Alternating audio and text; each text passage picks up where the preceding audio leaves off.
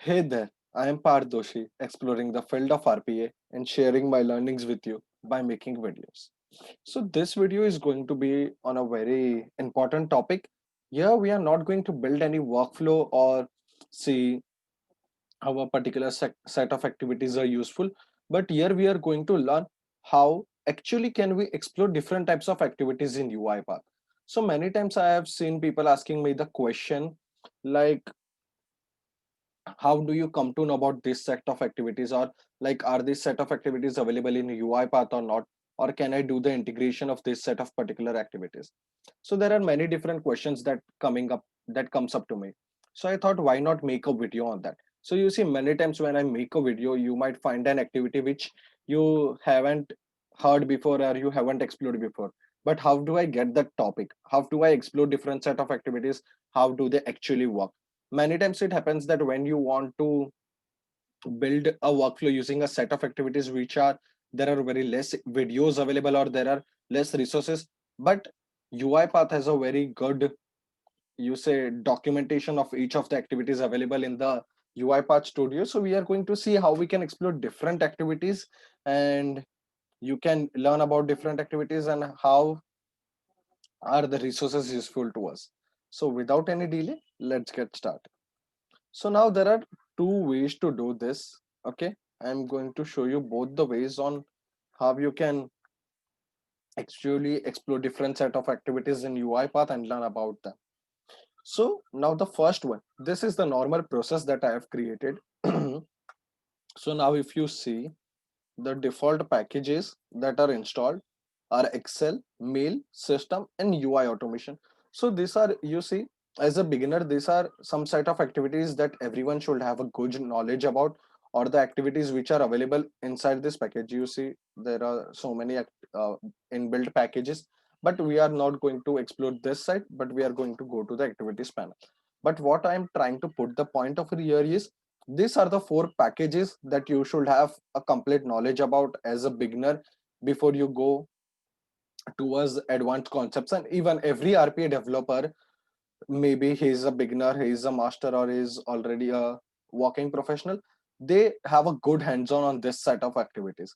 So first of all, when you start your UiPath, or when you are exploring UiPath, you should explore this set of activities. Now we never deep dive into this set of activities. Now you see, we directly sometimes jump to advanced concepts like AI Fabric, document understanding, UiPath apps, data service, action center.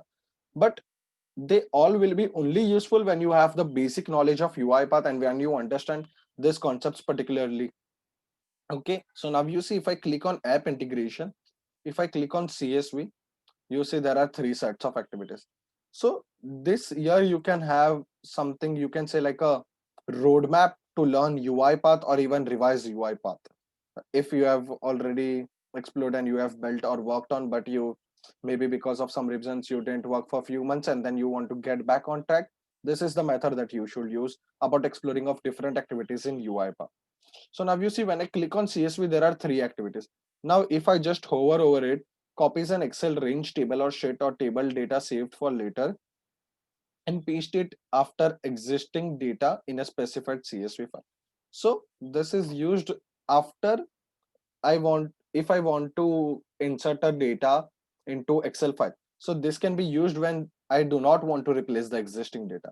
This is used to read the CSV. We can read the definition and then write CSV. So now this app integration package, you see, within that comes CSV. This comes under UiPath Excel, UiPath Excel, UiPath Excel.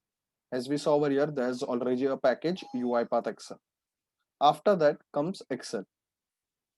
Now within that there is processing and there is this table.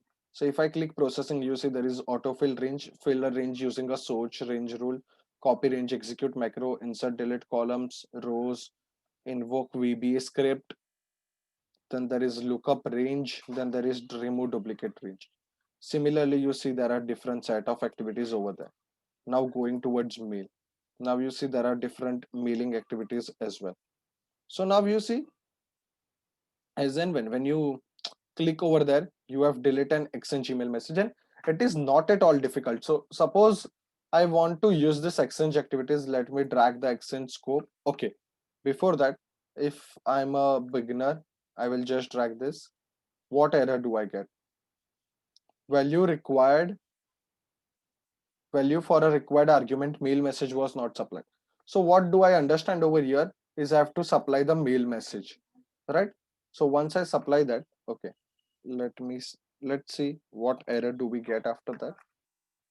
Okay, let me put on. Okay, now you see the error is gone. So these are like, now you see if I click on log on, there is Active Directory domain to connect, email ID, password. So this is, you say, self-explanatory. If you go to see, now you want to see what is the use of this, it's written over here, deletes an exchange email message. So now this is very easy, like when you are exploring different set of activities, so this is the way you can learn about them. Okay, so what I'm trying to explain is this is how you can learn about different activities which are first by default available and which you should first know before going moving towards the advanced concept. Now going towards computer vision, then there is about orchestrator, there is release alert, there is orchestrator API request, then there is asset, job, process, queue, add queue item, transaction item, many different things. So this, why these are by default available, have you ever given a thought to that? Because these are some things that are required to be, that are expected while you are applying for a job or while you are working as an RPA developer. These are the set of activities that are expected that you are very good at and have you have a very good knowledge about them. Now suppose I have a doubt. Okay, so now you will say, but still I'm not able to understand how these activities are useful, or I need an example of that. So how can I get an example for that, or how can I get its actual use in terms of business and not only just in terms of explanation, why it is used, how it is used, and all that questions come. So now suppose I want to learn about the assets over here. What you need to do is, if there are people not available and you need an urgent help, or you are, if you want to learn your on your own, okay, you just need to go to docs.uipath.com, right? And what was it, get assets, is it that? Okay, get asset, pressed enter, get asset, right click. I just searched the activity name. Now let this website get load.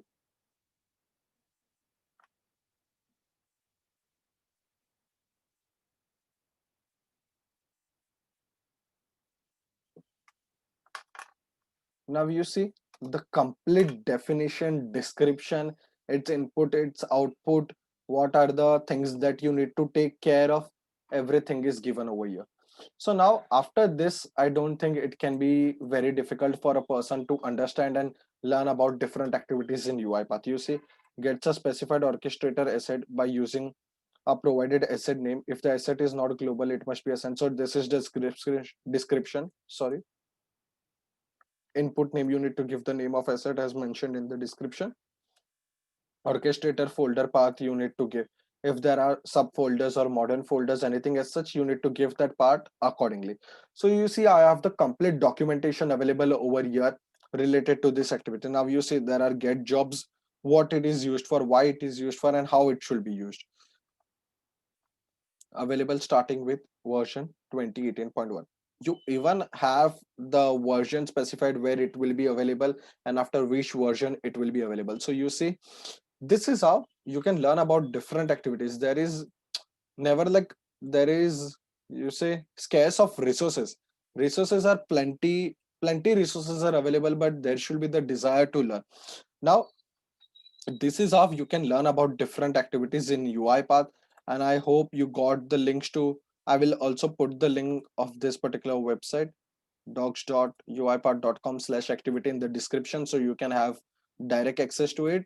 So what I will suggest is to have a good understanding of all the default activities available in UiPath. And as well, this is how you can just easily go ahead and learn about different activities. As I get videos ideas, you can learn about different activities and build your own workflows and come up with some great use cases in UiPath. Thank you so much for watching the complete video. I hope this video might help you to learn about different activities and how should you have a better path towards learning UI path. Thank you for watching the complete video.